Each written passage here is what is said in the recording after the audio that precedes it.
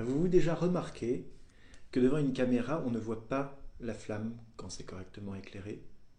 Bon, c'était pour vous parler de toute autre chose aujourd'hui. Forcément, un sujet en cache un autre, tout s'explique.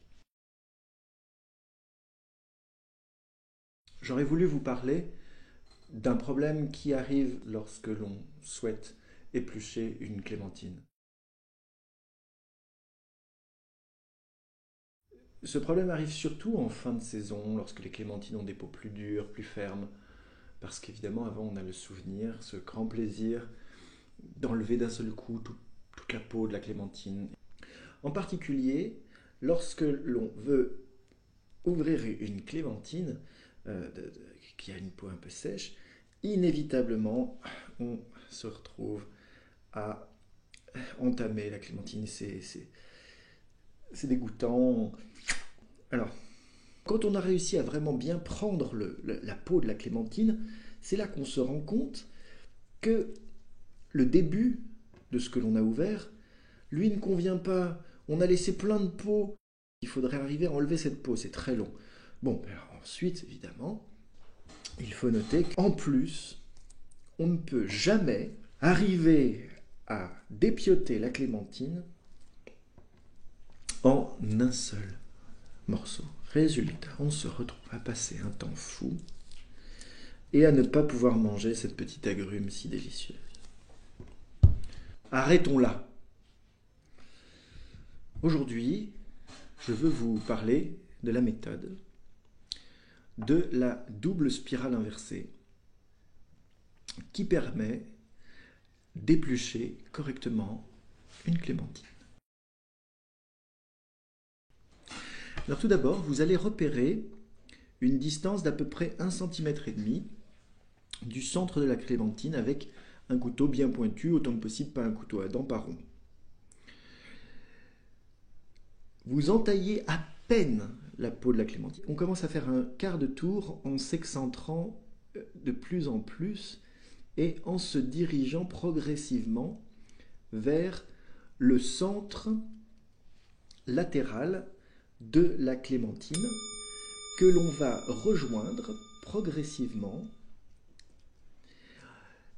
en arrivant à l'aplomb de la première marque que l'on a faite. C'est-à-dire que je dois arriver à peu près à la moitié de la clémentine, sur son équateur, lorsque je suis à l'aplomb du méridien de mon entrée dans la clémentine. On le voit ici et là. Je pourrais pointer en particulier là et là. Je vais maintenant prolonger exactement du même mouvement. Attention à ne pas pénétrer trop loin dans la clémentine. C'est-à-dire qu'on doit maintenant descendre progressivement. Essayez de garder maintenant un espacement fixe entre ce que vous êtes en train de faire ici et ce que vous avez fait avant. C'est-à-dire que là et là, c'est la même distance. Vous remarquerez que l'on peut aisément arrêter le mouvement et le reprendre. Puis vous remontez progressivement vers le pôle sud de la clémentine, à l'opposé de votre première marque, de sorte à arriver autant que possible à 1,5 cm du bord de la clémentine, à l'aplomb de vos marques précédentes. Et voilà, j'ai maintenant une sorte de prédécoupage que je vais pouvoir démarrer très simplement en commençant par le centre en haut. Je n'hésite pas à peler la clémentine avec le pouce en glissant la première phalange du pouce latéralement contre le reste de la peau. Et vous voyez que comme la tolérance de la clémentine correspond à peu près à une largeur d'1,5 cm, vous pouvez ouvrir la clémentine en un seul morceau de peau, très simplement.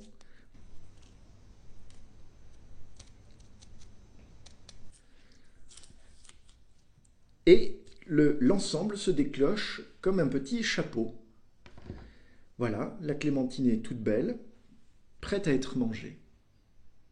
Je vous invite à découvrir la suite en regardant une autre vidéo de Tout s'explique, afin que tout s'explique.